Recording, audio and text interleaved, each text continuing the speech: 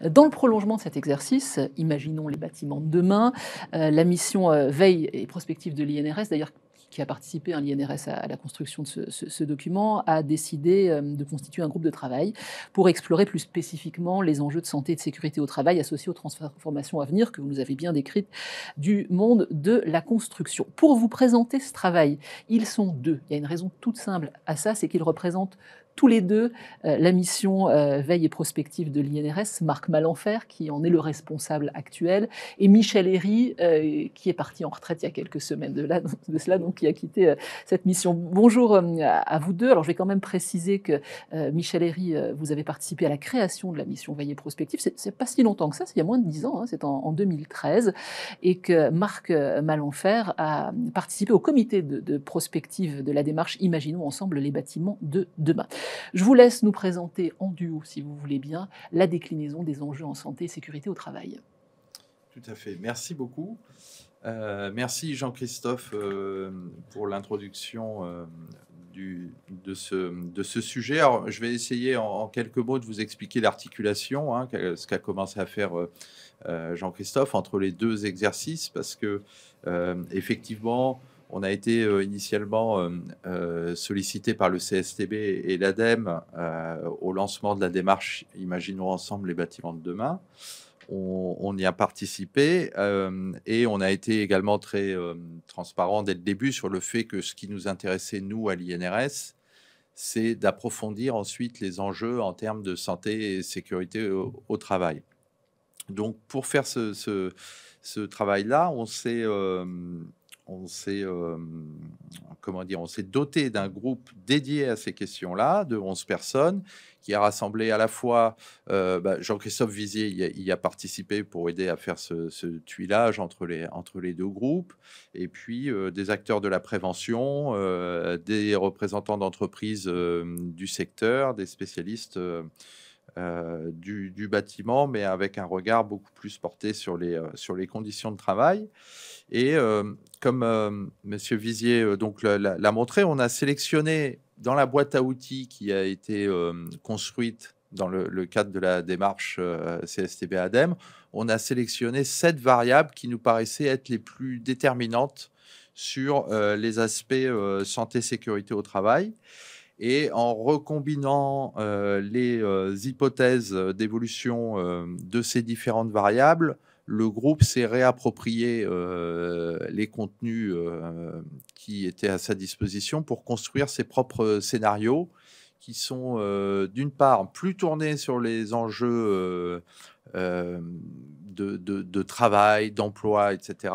Et puis, et technique aussi. Et d'autre part, avec une visée temporelle un peu plus courte également que celle de la démarche Imaginons ensemble les bâtiments de demain, parce que l'enjeu pour nous, c'est d'arriver aussi à se projeter sur des situations de travail un petit peu concrètes. Donc, avec Michel, on va vous présenter un peu plus en détail ces différents scénarios que nous avons construits. Et je te laisse présenter le premier. Alors, le premier scénario, il s'appelle, comme dans l'exercice initial, difficile de tout faire. C'est un scénario dans lequel aucune piste d'action prioritaire ne se dégage nettement. Il y a tellement de choses à faire. Alors, par exemple, il faut faire de la rénovation thermique, puisque ça coûte très cher et on est particulièrement sensibilisé à ça ces jours-ci. Il faut aussi construire beaucoup, parce que le logement, c'est de plus en plus lourd dans le budget des ménages et ça coûte de plus en plus cher, et il y a un manque très clair de logements disponibles, de logements bon marché disponibles. Il y a aussi une part significative du parc immobilier qui est, entre guillemets, stérilisé par des activités style Airbnb, ou bien parce que ce sont des résidences secondaires. Et face à ça, dans ce scénario, on va dire qu'il y a beaucoup d'effets d'annonce. Il faut faire tout ça, mais globalement, comme il y a beaucoup d'effets d'annonce, il y a peu de moyens sur chaque item, et en fait, souvent, les effets d'annonce, ça ne fait que reprendre des ressources qui avaient déjà été mobilisées auparavant. Alors, dans ce cadre-là, les acteurs, ils sont contraints, ils ont un peu de mal à voir le futur, donc ils manquent de souplesse, ils n'arrivent pas à s'adapter à la diversification de cette demande. Leur priorité, c'est des priorités de survie, tout ça nous rappelle quand même un scénario un petit peu existant ces temps-ci, donc une maîtrise des coûts, des enjeux à court terme. Forcément, il y a un manque de coordination, il n'y a pas de leadership dans un marché qui part de tous les côtés. Tout ça, ça donne une profession pas vraiment plaisante, enfin en tout cas qui suscite pas l'envie, donc des difficultés de recrutement. Et alors il y a quand même, alors on va pas noircir le tableau, hein, il y a quand même un fort dynamisme, hein, et des solutions qui sont recherchées par les acteurs, la standardisation, l'industrialisation, tout ça, on va en reparler plus avant dans la matinée. Hein. L'industrialisation, quelquefois délocalisée, une plateformisation de l'artisanat. Alors, je ne reviens pas en détail là-dessus, mais encore une fois, on va en entendre parler tout au long de la matinée. Et il y a un scénario numéro 2. Alors, le scénario numéro 2, il est beaucoup plus positif que le premier. Il repose quand même sur on l'a appelé les compagnons du durable, il repose sur un volontarisme politique qui porte un engagement en matière de transition écologique qui est significatif. C'est un scénario qui est plutôt tiré par on va dire, par la société civile et les politiques. Avec un investissement très fort, ça c'est une clé de ce scénario, dans les compétences dans le secteur. Et dans ce scénario, le secteur devient beaucoup plus attractif pour une main-d'œuvre qualifiée, avec des efforts aussi bien en matière de formation initiale, mais également en matière de formation continue, en accompagnement de reconversion professionnelle, etc. Et puis, c'est un scénario dans lequel il y a de l'innovation aussi sur les matériaux, sur les méthodes, avec une recherche de frugalité, d'efficacité. Et puis, il y a un effort aussi de coordination et de territorialisation des projets pour essayer de faire du local, du durable et faire monter les projets en termes qualitatifs, que ce soit en termes de performance énergétique, etc. Et donc, dans ce scénario, on considère que les questions de santé et sécurité au travail sont présentes à l'esprit des acteurs, avec un point de vigilance autour du fait que dans ce scénario, on a quand même un tissu économique de la filière qui repose beaucoup sur des très petites entreprises, et donc qui implique un effort de coordination assez important sur les projets. Et voilà. Et si on veut l'illustrer, ce scénario, on peut prendre l'exemple, par exemple, d'un marché public au niveau d'une municipalité, qui va souhaiter rénover, par exemple, une école, va y mettre les moyens, mais en faisant attention à ce que le marché soit accessible à des entreprises de son territoire, des petites entreprises, et avec un effort d'intégration dès le début du projet de la dimension santé-sécurité au travail, et donc un effort de coordination de ces petits acteurs locaux. Voilà. Je te redonne la parole pour le scénario 3. Merci. Alors, ce scénario 3, qu'on a intitulé « Industrialisation et économie circulaire », par rapport au précédent scénario, il est surtout marqué par le fait que ce sont les transformations technologiques qui le tirent, c'est-à-dire l'activité est tirée par de très fortes transformations technologiques, la recherche a bien fonctionné et surtout les travaux de recherche ont été facilement intégrés par les entreprises et donc cette recherche, elle a abouti en particulier à une industrialisation croissante, mais aussi à des progrès extrêmement forts en matière d'économie circulaire. Alors, on va un peu illustrer ça, mais enfin, en tout cas, ce sur quoi il faut insister, il me semble, c'est que ce sont vraiment les professionnels de la filière qui tirent l'activité en avant. C'est-à-dire il y a une vraie volonté des acteurs d'avancer. Alors tout ça, c'est dans un contexte où l'obsolescence du parc s'accélère. Hein. On a encore une fois ces fameuses passoires thermiques qu'il faut traiter, mais parfois ça devient beaucoup plus simple, compte tenu des progrès dans des méthodes de construction, ça devient beaucoup plus simple de casser et de reconstruire, où on aura effectivement des logements qui seront plus attractifs, qui seront plus performants. Ça passe aussi beaucoup par une industrialisation, c'est-à-dire que, là non plus, je ne veux pas déflorer le sujet, ça sera évoqué plus tard, mais on fait du préfabriqué à distance et les activités sur le chantier consistent essentiellement, et ça n'est pas dévalorisant dans ma bouche, mais consistent essentiellement à rabouter ces différents éléments. Le contexte qui est extrêmement important, c'est une pénurie de matériaux. Et donc, les entreprises vont vers l'économie circulaire. L'économie circulaire, c'est beaucoup de réemploi. C'est-à-dire qu'une fenêtre qui pourrait vivre 40 ans et qui est peut-être retirée d'un bâtiment qui va être détruit au bout de 20 ans et réutilisée pendant 20 ans encore. Mais c'est aussi du recyclage du béton pour économiser notamment des sables et ce genre de matériaux.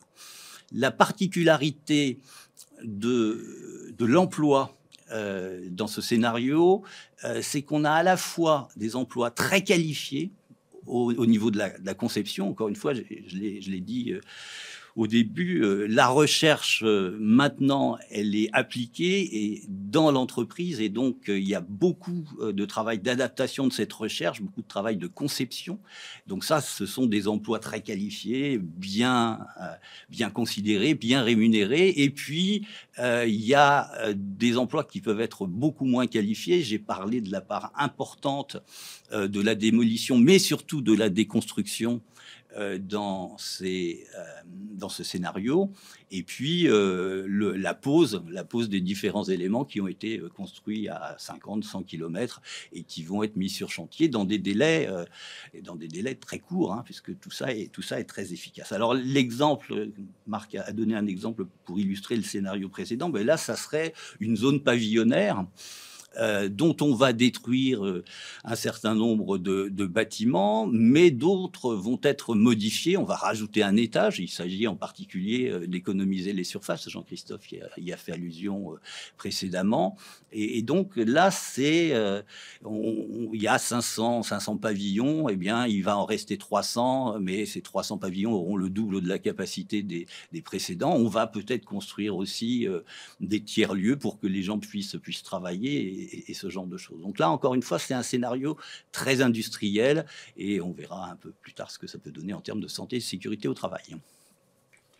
Et enfin, le quatrième scénario qu'on a baptisé le bâtiment plateformisé, c'est plutôt un scénario de rupture, on va dire, plus original par rapport au précédent, où là, on verrait survenir de nouveaux acteurs dans la filière construction, du type géant du numérique, par exemple, qui ont des grosses capacités d'investissement et qui viendraient avec un modèle économique complètement différent de ce qui se faisait jusqu'alors dans la filière et qui développerait ce qu'on peut appeler le bâtiment comme un service, avec un modèle qui est non plus basé sur la vente d'appartements ou de lieux de travail, mais sur la location ou sur des formules d'abonnement où on s'abonne, qu'on soit une entreprise ou qu'on soit un foyer en logement, à l'occupation effectivement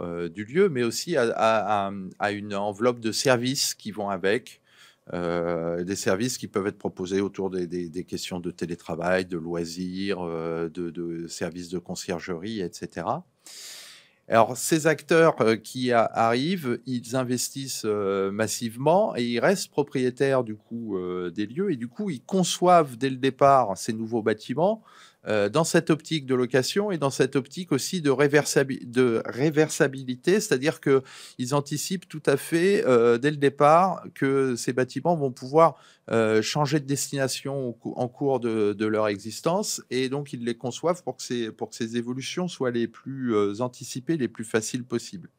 Alors, en termes de conditions de travail, l'interrogation dans ce scénario, c'est surtout autour des très petites entreprises qui se voient du coup, qui ont tendance à subir, on va dire, entre guillemets, la loi de ces gros investisseurs qui arrivent et qui se voient aussi gérer aussi bien pour l'aspect artisan du bâtiment que pour l'aspect fournisseur de services dans les futurs bâtiments, voient leur activité gérée via des plateformes, via des applications smartphone où on va commander des services, etc. Et donc, un modèle comment dire, court-circuite un certain nombre d'intermédiaires classiques de la filière. Voilà. Alors, de ces 4 scénarios, nous, ce qui nous intéresse, et Michel va vous en parler, c'est les tendances qui vont impacter les conditions de travail. Alors, très clairement, juste un tout petit point méthodo, mais vraiment très petit. La prospective, c'est bien, c'est mon métier, c'était mon métier. Les scénarios, c'est bien, ça permet d'illustrer les choses, ça permet de les incarner. Mais en fait, quand on fait de la prospective, c'est quand même dans une logique d'aide à la décision. C'est-à-dire qu'y compris au sein de l'INRS, quand on a mis en place cette mission prospective, il s'agissait d'éclairer la décision des membres de notre conseil d'administration. Alors, pour cet exercice, à partir de ces scénarios, tout en construisant ces scénarios, en discutant avec nous, on a mis en évidence ce qu'on appelle les moteurs de transformation du secteur. C'est-à-dire que qu'est-ce qui fait que les choses vont changer dans les années, dans les décennies qui viennent? Par quoi ça va passer? Et donc, nous, évidemment, en tant qu'INRS, on a centré ça sur les questions de santé et de sécurité au travail. On ne va pas nous le reprocher. Donc, les 3 points initiaux, les 3 moteurs de transformation principaux sont la numérisation. On y a fait allusion à plusieurs reprises, notamment dans le scénario 4, la transition environnementale. On y a fait allusion dans le scénario 3. Et globalement, et ça, on en a parlé dans à peu près tous les scénarios, la question de l'industrialisation, parce que très clairement, que vous construisiez sur site ou que vous construisiez dans une usine des bâtiments qui ensuite vont être assemblés sur site, en termes de conditions de travail, c'est pas tout à fait la même chose, quoi. Voilà. Et donc tout ça, c'est déjà à l'œuvre, et notre travail a été en particulier d'imaginer comment tout ça peut évoluer dans les prochaines décennies. Les scénarios, ils en font varier l'intensité, le rythme, la forme, mais globalement, et ça c'est Marc qui va vous en parler et on va conclure là-dessus, qu'est-ce qu'on en fait en termes de santé et de sécurité? Oui, donc pour finir, le groupe a effectivement été approfondir ce qui nous intéresse en premier chef à l'INRS, à savoir les enjeux en termes de risques professionnels et de prévention. Alors pour cela, on s'est emparé de ces scénarios, de ces moteurs de transformation. On a approfondi 4 risques particulièrement présents dans le secteur, qui sont les troubles musculo-squelettiques, les chutes, les risques chimiques et les risques psychosociaux. Alors, ces éléments ne vont pas être détaillés dans la matinée, mais vous pourrez les trouver dans le document. Et puis, ce matin, on va insister également sur 3 enjeux de prévention qui nous paraissent être importants à la lecture de ces scénarios d'évolution de la filière. Il y a d'une part la question de la coordination des acteurs, qui est déterminante en matière de conditions de travail sur les chantiers, mais qui rejoint également des enjeux d'efficacité énergétique, de rénovation, etc. Et donc, cette question-là va être cruciale dans les années qui viennent. Il y a la question de la prise en compte des interventions ultérieures. Ça, c'est un vieux sujet de mobilisation des acteurs de la prévention, mais qui sera toujours présent dans les années à venir. Et puis, il y a un sujet aussi qui monte, on le voit bien, c'est celui de la réaffectation de bâtiments à de nouveaux usages, et notamment à de nouveaux usages professionnels, ce qui pose un certain nombre de questions en termes d'adaptabilité d'un bâtiment à une nouvelle activité pour laquelle il n'a pas été conçu initialement. Alors, pour terminer, juste un petit point sur les interventions qui vont suivre, juste pour vous dire que les différents intervenants sont des membres du groupe de travail qui ont contribué à l'élaboration de ces contenus de manière collective, et donc ils interviennent chacun comme porte-parole du groupe, en fait. Ils ne sont pas forcément experts du sujet, ils ne parlent pas forcément en leur nom propre ou au nom de leur entreprise ou de leur organisation. Ils sont là en tant que porte-parole du groupe de travail qui a élaboré tous ces contenus de manière collective. Marc Malenfer, Michel Herry, merci beaucoup. Merci à Jean-Christophe Vizier de nous avoir éclairé.